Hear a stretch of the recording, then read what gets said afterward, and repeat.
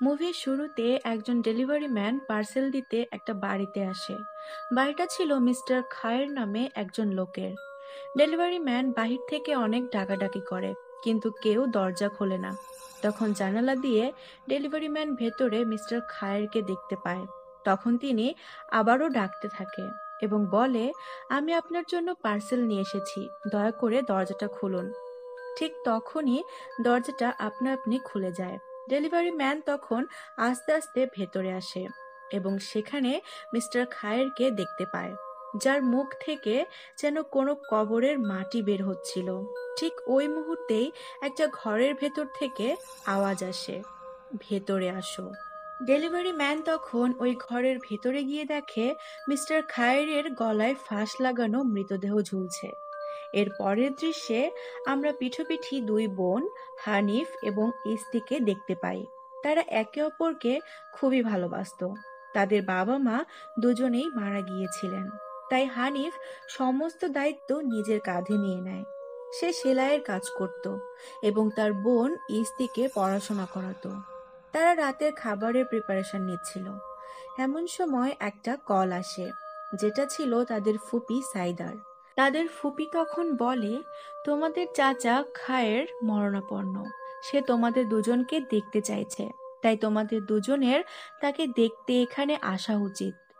সত্যি সত্যি মিস্টার খায়ের হানিফ এবং ইস্তির নাম ধরে ডাকছিল, কিন্তু আমরা তো মুভির শুরুতেই দেখেছি মিস্টার খায়ের গলায় ফাঁসি দিয়ে মারা গেছে। তাহলে সে এখনো জীবিত কিভাবে আছে? নাকি এটাও জিনের একটা ধোঁকা? হানিফ এবং ইস্তি এর কোনো কিছুই জানতো না। যেহেতু তাদের চাচা মরণাপন্ন, তাই তারা দুজনেই তাদের চাচাকে দেখতে আসছিল। আস্তে আস্তে হানিফের ওই বাড়িতে কাটানো ছোটবেলার কিছু ঘটনার কথা মনে পড়তে থাকে। একদিন তাদের দুই বোনের বাড়ি ফিরতে সন্ধ্যা হয়ে যায়, আর এই কারণে তাদের মা তাদের খুব বকে। কারণ তাদের মা তাদের সব সময় সন্ধ্যের আগে বাড়ি ফিরে আসতে বলতো, কারণ এই সময় খারাপ জিনেরা ঘুরে বেড়ায়। রাতে তাদের মা রান্নাঘরে কাজ করছিল।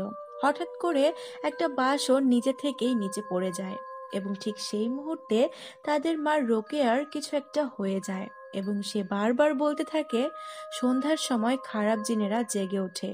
এটা বলতে বলতে ভয়ঙ্কর একটা চেহারা নিয়ে সে হানিফ এবং ইস্তির দিকে তাকায়।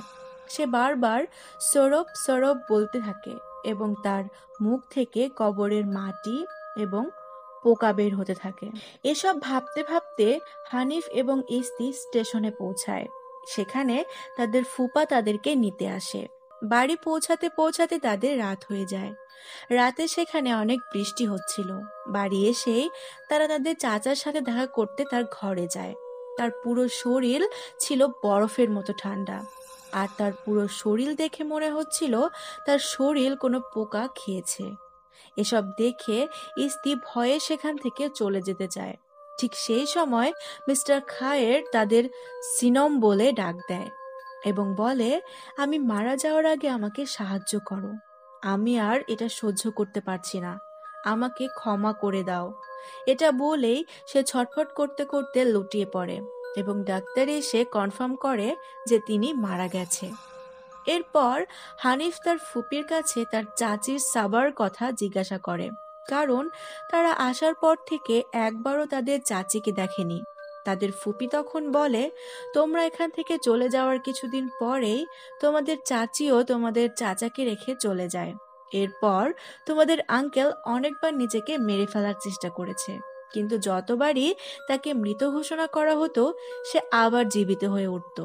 সে আমাকে বলেছিল তোমাদের এখানে আসতে বলতে। তোমরা এখানে আসলে সে মুক্ত হয়ে যাবে এবং শান্তিতে চলে যাবে। এসব শুনে হানিফ এবং ইস্তি দুজনেই চিন্তায় পড়ে যায়। এরপর তারা তাদের ঘরে আসে। তারা দেখে তাদের ঘরের কোনো কিছুই পরিবর্তন হয়নি। আগে যেমনটা ছিল ঠিক তেমনটাই রয়ে গেছে। ইস্তি বলে, আঙ্কেল কেন নিজেকে মারার চেষ্টা করছিল? হানিফ উত্তরে বলে, হয়তো আন্টি সাবাহ তাকে ছেড়ে চলে গিয়েছিল, এই কারণে। ইস্তি বলে, তোমার কি মনে হয় আঙ্কেল কি এবার সত্যি মারা গেছে? সে যদি সত্যি না মারা গিয়ে থাকে? হানিফ তখন বলে, ফুপির কথা অনুযায়ী আঙ্কেল আমাদের জন্য অপেক্ষা করছিলেন। এখন নিশ্চয়ই তিনি শান্তিতে আছেন। এটা বলে তারা যে যার মতো শুয়ে পড়ে, কিন্তু দুজনের মনে হাজারটা প্রশ্ন আসে। এই সব কিছুই যেন তাদের কাছে অদ্ভুত লাগছে। এদিকে রাত প্রায় 2টার দিকে মিস্টার খায়ের হঠাৎ করে উঠে বসে এবং সিনম বলে ডাকতে থাকে। ইস্তির হঠাৎ মনে হয় তার পাশে তার আঙ্কেল শুয়ে আছে। পাশ ফিরতেই সে দেখে সেখানে হানিফ নেই। ইস্তি তখন তার বোনকে খুঁজতে খুঁজতে ঘরের বাইরে আসে। ইস্তি দেখে তার আঙ্কেলের ঘরের দরজা খোলা। এটা দেখে সে অনেক ভয় পেয়ে যায়। এরপর হানিফ ওয়াশরুম থেকে বের হলে ইস্তি তাকে আঙ্কেলের রুমের ব্যাপারে জানায় এবং তাকে দেখাতে নিয়ে যায়, কিন্তু তখন ওই ঘরটি বন্ধ ছিল। হানিফ তখন এটা তার চোখের ভুল ভেবে আবারও ঘুমোতে চলে যায়। পরের দিন তাদের আঙ্কেলের শেষ যাত্রায় কবরস্থানের উদ্দেশ্যে যাওয়ার জন্য তারা যখন বের হয়, হঠাৎ করেই স্ত্রীর শরীর খারাপ হয় এবং তার নাক থেকে রক্ত বেরোতে থাকে। এরপর হানিফ বাড়ির মেঝেতে একটা পুতুল পায়, যেটা সে সবসময় তার ব্যাগের সাথে লাগিয়ে রাখত, কারণ এই পুতুলটা মূলত তার মায়ের ছিল। তার মা এটাতে হিজাব পিন গেঁথে রাখত। তার মাও অনেক ভালো সেলাইয়ের কাজ জানতো এবং তিনি চাইতেন হানিফও যেন তার মতো সেলাইয়ের কাজ শিখে। হানিফ এরপর আবারও ওই পুতুলটা তার ব্যাগের সাথে লাগিয়ে রাখে। এরপর সে তার মায়ের ঘরে আসে এবং তার মায়ের ব্যবহার করা জিনিসগুলো দেখতে থাকে। সেখানে তার বাবা মায়ের একটা ছবি ছিল। হানিফ ওটা দেখতে দেখতে তার মায়ের মৃত্যুর কথা মনে পড়ে যায়। তার মা যেদিন মারা যায় সেদিন তার অবস্থা আরো বেশি খারাপ হয়ে গিয়েছিল। সে চারিদিকে কিছু একটার উপস্থিতি বোঝানোর চেষ্টা করছিল। ওই সময় হঠাৎ করে রেডিওতে গান বেজে ওঠে। হানিফ ওটা বন্ধ করতে যায়। গান বন্ধ করে তারা পেছনে তাকিয়ে দেখে তাদের মা তাদের ঠিক পেছনেই দাঁড়িয়ে আছে এবং তার পুরো শরীর সাদা কাপড়ে ঢাকা। হঠাৎ করে তাদের মা জোরে জোরে হাসতে থাকে এবং নিজের মাথা নিজেই আছড়ে আছড়ে সেখানেই মারা যায়। এর পরের দৃশ্যে আমরা দেখতে পাই তাদের ফুপি তাদের জন্য অনেক বাজার করে নিয়ে এসেছে। হানিফ তখন তার ফুপিকে জিজ্ঞাসা করে সে এত খাবার কেন এনেছে। তখন তার ফুপি তাকে জানায় তাদের অন্তত 7 দিন এখানে থাকতে হবে, কারণ তাদের চাচার আত্মার শান্তির জন্য প্রার্থনার ব্যবস্থা করা হয়েছে। এটা শুনে হানিফ আর না করতে পারে না। হানিফ তার ফুপিকে জিজ্ঞাসা করে তার চাচি সাবার সাথে আসলে কি হয়েছিল, আর সে কেনই বা তার চাচাকে রেখে চলে গেল। তার ফুপি তখন তাকে বলে তোমরা চলে যাওয়ার পর তোমাদের চাচি হঠাৎ অসুস্থ হয়ে পড়ে, ঠিক তোমার মায়ের মতোই। আমি একদিন তার ঘরে খাবার নিয়ে গিয়েছিলাম। সে বারবার বলতে থাকে আমি তৃষ্ণার্ত, কিন্তু হঠাৎ করেই তার কিছু একটা হয়ে যায় এবং তার 2 চোখ সাদা হয়ে যায় এবং সে অনেক জোরে জোরে চিৎকার করতে থাকে। এসব শুনে তোমাদের আঙ্কেল অনেক রেগে যায় এবং আমাকে চলে যেতে বলে। তারপর আমি আর কখনো এখানে আসিনি। এর অনেকদিন পর তোমাদের আঙ্কেল আমাকে জানায় তোমাদের আন্টি তাকে ছেড়ে চলে গেছে। এসব শুনে হানিফ বলে প্রথমে আমার মা, তারপর বাবা, তারপর আন্টি, আর এখন আঙ্কেলও। সবারই একই রকম পরিণতি হয়েছে। আসলে আমাদের পরিবারের সমস্যাটা কি? এরপর তাদের ফুপি তাদেরকে রেখে বাড়ি চলে যান। এটা দেখে ইস্তি বলে ফুপি কেন চলে যাচ্ছে, উনি আমাদের সাথে থাকবে না? হানিফ তখন বলে ওনারও পরিবার আছে, আর তাছাড়া এটা আমাদের বাড়ি, তাই আমাদের এখানেই থাকতে হবে। রাতে ইস্তি নামাজ পড়া শেষে দেখে তার ঘরের জানালা আপনা আপনি খুলে গেল এবং বাহিরে তার চাচা দাঁড়িয়ে আছে। ওই সময় হানিফও ওই ঘরে আসে। ইস্তি তখন হানিফকে বলে আঙ্কেল এখনো মারা যায়নি, কিন্তু হানিফ তার কথায় বিশ্বাস করে না। ইস্তি তখন কিছু না বলেই ব্যাগ গোছাতে শুরু করে। এটা দেখে হানিফ তখন বলে আমাদের আরো 7 দিন এখানে থাকতে হবে। ইস্তি তখন বলে কিন্তু তুমি তো আমাকে প্রমিস করেছিলে যে আমরা আগামীকাল চলে যাব। হানিফ তখন বলে আমরা আন্টির কথা ফেলতে পারি না, 7ম দিনে অনুষ্ঠানের পর আমরা বাড়ি চলে যাব। এটা বলে হানিফ খাবার টেবিলে চলে আসে। একটা জানালা খোলা থাকার কারণে প্রচুর শব্দ হচ্ছিল। হানিফ তখন ওই জানালা বন্ধ করতে গিয়ে দেখে তার পুতুলটা বাহিরে পড়ে আছে। কিন্তু এটা এখানে কিভাবে এলো? সে তো ওটা তার নিজের ব্যাগে লাগিয়ে রেখেছিল। যাই হোক, সে আর কিছু না ভেবে ওই পুতুলটা ওখান থেকে নিতে যায়। তার মনে হয় তার পেছন থেকে কেউ হেঁটে গেল, কিন্তু পেছন ফিরে দেখে সেখানে কেউ নেই। এরপর ঘরের ভেতরে ঢুকে সে দেখে ইস্তি অদ্ভুত স্ট্যাচুর মতো দাঁড়িয়ে আছে। এরপর রাতে তারা ঘুমোতে যায়, কিন্তু কিছুক্ষণ পর হঠাৎ তাদের ঘরের দরজা খুলে যায়। ইস্তি দেখে তাদের আঙ্কেল খুব ভয়ঙ্করভাবে তাদের ঘরে ঢুকছে এবং তাকে উকি দিয়ে দেখছে। এটা দেখে সে এত ভয় পায় যে সে চিৎকার করার শক্তি পর্যন্ত হারিয়ে ফেলে। হঠাৎ করেই কেউ যেন তাকে চাদরের ভেতর টেনে নেয় এবং সেখানে সে তার আঙ্কেলের এক ভয়ানক চেহারা দেখতে পায়, যে তাকে সিনম বলে ডাকছিল। এর পরের দিন সকালে হানিফ তার বাবা মায়ের ঘর পরিষ্কার করতে আসে। সে সেখানে একটা কাঠের তৈরি অদ্ভুত তলোয়ার দেখতে পায়, যেটা তার বাবার মৃত্যুর পর তার কাছ থেকে উদ্ধার করা হয়। এদিকে ইস্তি তার ঘরে বসেছিল, কিন্তু হঠাৎ করে তার শরীর খারাপ হতে থাকে। সে দেখে তার খেলনা বিড়াল নিজে থেকেই চলছে। এটা দেখে সে অনেক ভয় পেয়ে যায় এবং তার শরীর আরো খারাপ হতে থাকে এবং তার নাক মুখ থেকে মাটি বের হতে থাকে। রাতে হানিফ খাবার বানাচ্ছিল। হঠাৎ ইস্তি এসে বলে আজ সে রান্না করবে। এটা শুনে হানিফ একটু অবাকই হয়, কারণ সে এমনিতে রান্না বান্না করে না। কিন্তু সে আর এ ব্যাপারে কোনো কিছু না ভেবেই সেখান থেকে চলে আসে। সে ডাইনিং রুমে এসে দেখে ডাইনিং টেবিলে ইস্তি বসে আছে। ইস্তি যদি এখানে থাকে তাহলে রান্নাঘরে কে? হানিফ তখন রান্নাঘরে যায় এবং ইস্তির নাম ধরে ডাকতে থাকে। তখন ইস্তির রূপ ধরে থাকা জিন ভয়ঙ্কর রূপে তার দিকে তাকায়। এই সব কিছু দেখে হানিফ অনেক ভয় পেয়ে যায়। ইস্তি তার ঘরে বসেছিল, হঠাৎ করে তার কিছু একটা হয়ে যায়। সে যেন বশ হয়ে গেছে।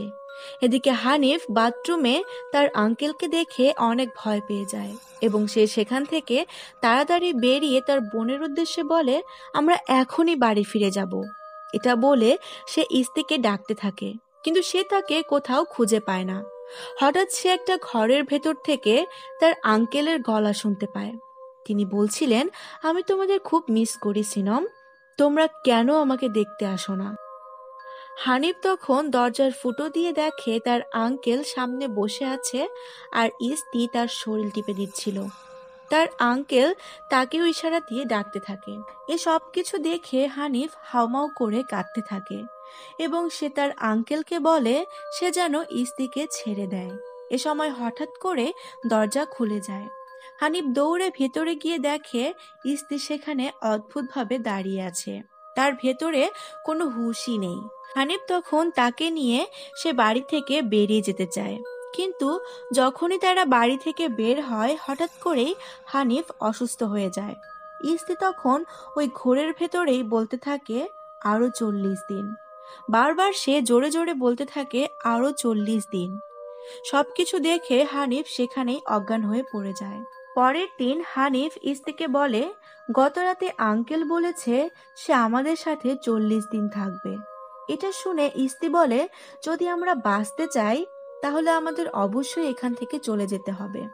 এটা শুনে হানিফ বলে, সেটা আমিও জানি, কিন্তু যতবারই আমরা বাড়ি থেকে বেরোতে চেয়েছি ততবারই আশ্চর্য কিছু ঘটেছে। এটা শুনে ইস্তি অনেক ভেঙে পড়ে এবং বলে, তাহলে কি আমরা এখানে মরার জন্য অপেক্ষা করব? হানিফ তখন বলে, সে কেন আমাদের এখানে আসতে বলল, নাকি সবকিছুই প্ল্যান করা ছিল? এসব ভাবতে ভাবতে তারা তাদের আঙ্কেলের রুমে চলে আসে এবং কোনো ক্লু খোঁজার চেষ্টা করে। তারা সেখানে একটা বই পায়, যেটার কভার ছিল লাল রঙের। ওই বইয়ে বিভিন্ন কালো জাদুর ব্যাপারে লেখা ছিল। সেখানে সৌরভ ফার্স্ট নামে একটি কালো জাদুর ব্যাপারেও লেখা ছিল এবং ওইখানে তাদের পরিবারের একটা ছবি ছিল। ছবির অপর প্রান্তে লেখা ছিল, এই ছবির মানুষদের মৃত্যু পর্যন্ত যন্ত্রণা অনুভব করার জন্য আমি সরব রোজা করার সিদ্ধান্ত নিয়েছি।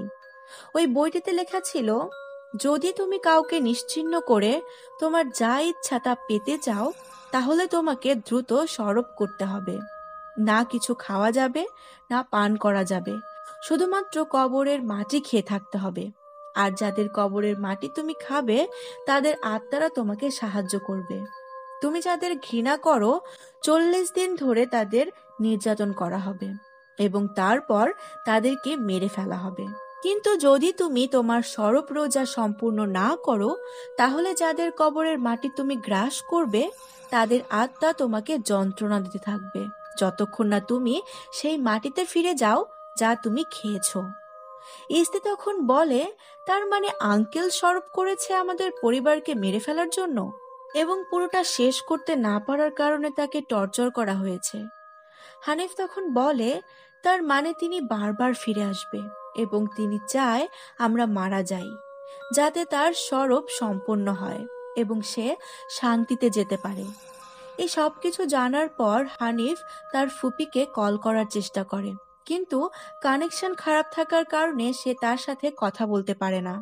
হঠাৎ করে টেলিফোনের ভেতর থেকে তাদের চাচা ভয়ানক কণ্ঠে বলে, সিনম, আমি আসবো সিনম। এটা বলেই সে ভয়ঙ্করভাবে হাসতে থাকে। এই সব কিছু দেখে ইস্তি ভয়ে পাগলের মতো সাহায্য চাইতে চাইতে ছুটে বাড়ি থেকে বেরিয়ে যেতে চায়, কিন্তু হঠাৎ করে তারা অদৃশ্য কিছু একটার সাথে ধাক্কা খেয়ে পড়ে যায়। অজ্ঞান হওয়ার আগে ঝাপসা চোখে হানিফ তার চাচি সাবাহকে দেখতে পায়।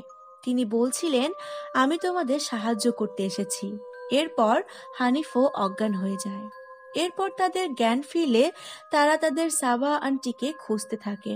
তারা দেখে বারান্দায় তাদের আন্টি দাঁড়িয়ে আছে, কিন্তু তারা যখন দরজা খুলে সেখানে যায় দেখে সেখানে কেউ নেই।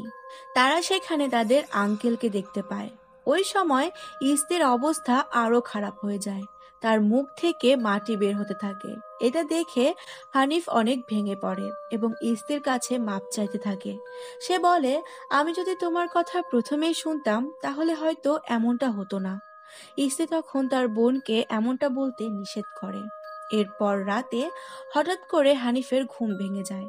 সে দেখে তাদের ঘরের বাইরে তাদের আঙ্কেল হাওয়ায় ভাসছে আর বলছে, আমি বাড়ি ফিরে এসেছি সিনম। ইস্তি তখন বিছানায় বসে বলতে থাকে, আরো 40 দিন। কিন্তু পরক্ষণেই হানিফ দেখে ইস্তি তখনও ঘুমাচ্ছে। এর পরের দিন সকালে তারা তাদের বারান্দা থেকে চিৎকার করে সাহায্য চাইতে থাকে। অপরদিকে তাদের ফুপি তাদের ফোনে না পেয়ে অনেক চিন্তায় পড়ে যায় এবং সে তাদের সাথে দেখা করার জন্য বেরিয়ে পড়ে। এদিকে ইস্তি বলে, আমাদের কি দোষ ছিল যার জন্য আঙ্কেল এমনটা করলো? হানিফ তখন বলে, আঙ্কেলের অবশ্যই কিছু প্রয়োজন। হানিফ ওই বইয়ের ভেতর তার আঙ্কেল এবং আন্টির তাদের বাড়ির সামনে তোলা একটা ছবি দেখতে পায়। হানিফ বলে, তার হয়তো এই বাড়িটা চাই, যার কারণে সে এই কালো জাদু করেছে। এরপর আমরা কিছু আগের দৃশ্য দেখতে পাই।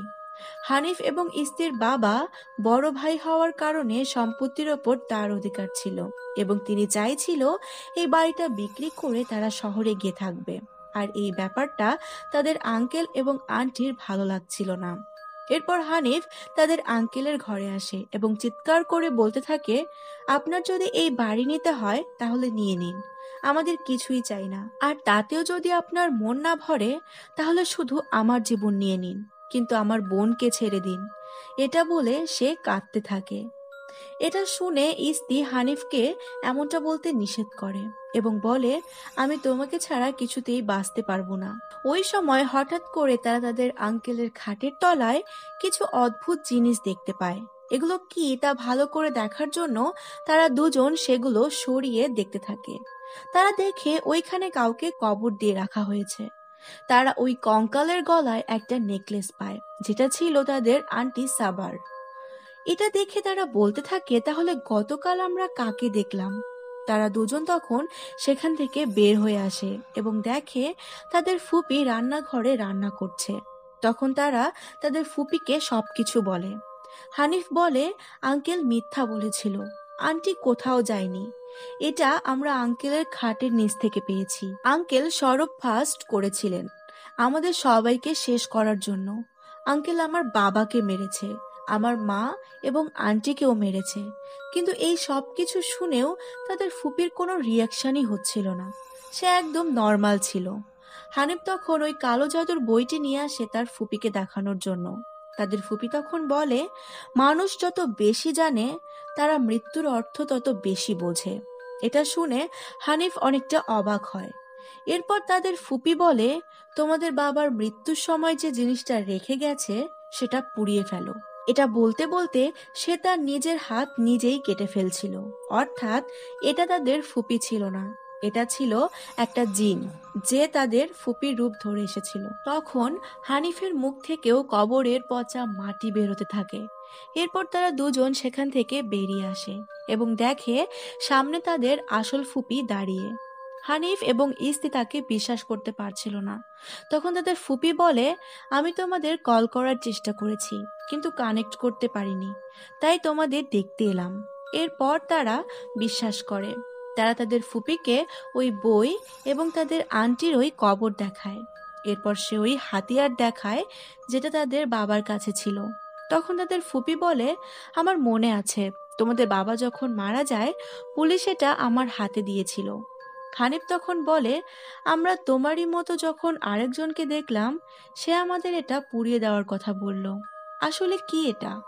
তাদের ফুপি তখন ওই হাতিয়ারের ভেতর থেকে একটা চিরকুট পায়, যেখানে লেখা ছিল, আলো দিয়ে অন্ধকারের বিরুদ্ধে লড়াই করা যায় না, অন্ধকারকে অন্ধকার দিয়েই ধ্বংস করতে হয়।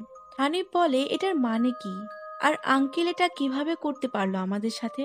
তখন তাদের ফুপি বলে, তোমাদের মনে আছে তোমরা যেদিন বাড়ি থেকে চলে যাও তার আগের দিন তোমাদের আন্টির ভয়ঙ্কর রূপের কথা? ওই ঘটনার পর তোমাদের আঙ্কেলই আমাকে বলেছিল তোমাদের যেন আমি এই বাড়ি থেকে নিয়ে যাই। তিনি যদি সরব ফাস্ট করে তাহলে তিনি কেন তোমাদের এই বাড়ি থেকে নিয়ে যাওয়ার কথা বলবে? এই সময় হঠাৎ করে ইস্তির শরীর খারাপ হয়। হানিফ তখন ইস্তির জন্য চা বানাতে যায়। এ সময় তার মনে হয় ডাইনিং রুমে কেউ দাঁড়িয়ে আছে, কিন্তু সে যখন ঘুরে তাকায় তখন সেখানে কেউ ছিল না। তাদের ফুপি এদিকে ওই হাতিয়ারটা দেখছিল এবং ওই চিরকুটের লেখাটার অর্থ বোঝার চেষ্টা করছিল। হঠাৎ করে তিনি দেখে ইস্তি খাটের ওপর উল্টো হয়ে বসে আছে এবং বারবার বলছে, মানুষ যত বেশি জানে তারা মৃত্যুর অর্থ তত বেশি বোঝে। তখন এক ভয়ঙ্কর রূপ নিয়ে ইস্তি তার ফুপির দিকে তাকায় এবং তার ওপর হামলা করে। এদিকে হানিফ চা নিয়ে আসতে থাকে। হঠাৎ করে সে একটা চিৎকার শুনতে পায় এবং সাথে সাথে বিদ্যুৎ চলে যায়। সে একটা লাইট নিয়ে তাদের ঘরে আসে। সে দেখে ইস্তি সেখানে নেই এবং তার ফুপি অজ্ঞান হয়ে মেঝেতে পড়ে আছে। হঠাৎ করে সে দরজায় বাড়ি লাগার শব্দ পায়। তখন সে ওই শব্দ অনুসরণ করে আগাতে থাকে। হঠাৎ করে পেছন থেকে তার আঙ্কেল তাকে সিনম বলে ডাক দেয় এবং আচমকায় তার কিছু একটা হয়ে যায় এবং সে মাটিতে পড়ে যায়। হানিফ এবার শুনতে পায় মেয়েলি কণ্ঠে কেউ তাকে সিনম বলে ডাকছে। পেছন ঘুরতেই সে তার আন্টি সাবাহকে দেখতে পায়। তার আন্টি বলছিল, আমি অনেকদিন ধরে অপেক্ষা করছি তোমাদের দুজনের আসার। এটা শুনে হানিফ বলে, তার মানে তুমিই সরব ফাস্ট করেছিলে, কিন্তু কেন? তখন তার আন্টি বলে, তোমার মা প্রায়ই আমাকে অপমান করত কারণ আমার সন্তান ছিল না বলে। তাছাড়া সে তোমার বাবাকেও এই বাড়ি থেকে এবং সবার থেকে আলাদা করতে চাইছিল, আর এই কারণেই তোমাদের মরতে হবে। এটা বলেই সে হানিফের ওপর আক্রমণ করতে আসে। ওই সময় ইস্তির ভেতরে থাকে জিন এবং তার সাথে আরো অনেকগুলো জিন একসাথে সরব সরব বলতে থাকে। ওই সময় ইস্তিকে কেউ টানতে টানতে একটা ঘরের ভেতর নিয়ে যায়। হানিফ তখন ইস্তিকে বাঁচানোর জন্য তার পেছন পেছন দৌড়াতে থাকে, কিন্তু পরক্ষণে হানিফ বুঝতে পারে ইস্তি তার পেছনেই দাঁড়িয়ে আছে। কিন্তু সে যখন পেছনে তাকায় তখন সে দেখে সেখানে কেউ নেই। ওই সময় ওই ঘরের দরজা নিজে থেকেই খুলে যায়। হানিফ ওই ঘরে ঢুকে ইস্তিকে খুঁজতে থাকে। সে দেখে ইস্তি হাওয়ায় ভাসছে। সে তখন তাকে নিচে নামানোর চেষ্টা করে। এই সময় জিন বিভিন্ন রূপ ধরে তাকে ভয় দেখাতে থাকে। ওই সময় হানিফের হাতে থাকা লাইটটা হঠাৎ খারাপ হয়ে যায়। সে অনেক চেষ্টা করে লাইটটা জ্বালানোর। ওই সময় তার আন্টি তার উপর হামলা করে এবং সে দেয়ালের সাথে ধাক্কা খেয়ে অজ্ঞান হয়ে যায়। এরপর আমরা আগের কিছু দৃশ্য দেখতে পাই। হানিফ এবং ইস্তির বাবা তাদের আন্টিকে কবরের মাটি খাওয়ার সময় দেখে ফেলে। এরপর তিনি ওই শক্তি ধ্বংস করার জন্য হাতিয়ার নিয়ে এসেছিলেন। কিন্তু মাঝপথে তিনি সাবাকে দেখতে পায় এবং তারপর তিনি নিজেকেই নিজে মেরে ফেলে। এরপর সিন বর্তমানে আসে। তাদের ফুপি সাইদা তখন ওই ঘরে আসে এবং হানিফের জ্ঞান ফেরায়। এরপর তিনি হাতিয়ারটি হানিফকে দেয় এবং বলে, আমি নিশ্চিত তোমাদের বাবা এটা এনেছিল এই সব কিছু শেষ করার জন্য, আর ওই কাপড়ের লেখাটা অবশ্যই পাঠ করতে হবে। এটা বলতেই হঠাৎ একটা অদৃশ্য শক্তি তাকে টেনে সোফার কাছে ফেলে দেয়। তিনি অজ্ঞান হয়ে যায়। ওই সময় হানিফ স্ত্রীর চিৎকার শুনতে পায়। সে সাহায্য চাইছিল। হানিফ তখন দৌড়ে স্ত্রীর কাছে যায় এবং দেখে তার মুখ থেকে কবরের মাটি এবং সাথে অনেক পোকা বের হয়েছে। স্ত্রী বলে, আমার অনেক ভয় করছে। এটা বলে সে পেছনে ইশারা করতে থাকে। হানিফ তখন পেছনে তাকিয়ে দেখে তাদের আন্টি সাবা ভয়ঙ্করভাবে দেয়ালে ঝুলে রয়েছে। তারা তখন দ্রুত সেখান থেকে বের হয়ে আসে, আর তাদের আন্টিও তাদের পিছু পিছু আসতে থাকে এবং তাদের উপর হামলা করে। হানিফ এবং ইস্তি কোনো মতে সেখান থেকে বেঁচে একটা ঘরে এসে দরজা লাগিয়ে দেয় এবং তারা লুকিয়ে পড়ে। এরপর ওই ঘরে তাদের আন্টি সাবা আসে এবং তার কবরের সামনে দাঁড়িয়ে বলতে থাকে, তোমাদের আঙ্কেল তোমাদের আমার থেকে বাঁচিয়ে আমার সাথে বিশ্বাসঘাতকতা করেছে, আর এই কারণেই আমি মৃত্যুর পরেও কষ্ট ভোগ করছি। কিন্তু এখন সময় এসে গেছে আমার সরব ফাস্ট সম্পূর্ণ করার, যাতে আমি এই সমস্ত যন্ত্রণা থেকে মুক্ত হতে পারি। তার কথা শেষ হতেই হানিফ তার দিকে টর্চ ধরে। তখন সে হানিফের দিকে তাকায়। হানিফ তখন তাকে উদ্দেশ্য করে বলে, এখন সময় তোমার জাহান্নামে ফিরে যাওয়ার। এটা বলা মাত্রই সে হানিফের উপর আক্রমণ করতে আসে। সে সময় হানিফ ওই অস্ত্র তার পেটে ঢুকিয়ে দেয় এবং সেই কাপড়ে লেখা কথাগুলো বারবার বলতে থাকে এবং তাকে ধাক্কা মেরে তার কবরের উপর ফেলে দেয়। এরপর সেখানে তাদের ফুপিও চলে আসে এবং তারা তাকে জড়িয়ে ধরে কান্না করতে থাকে। পরের দিন সকালে হানিফ এবং ইস্তি তাদের বাড়ির উদ্দেশ্যে বের হবে।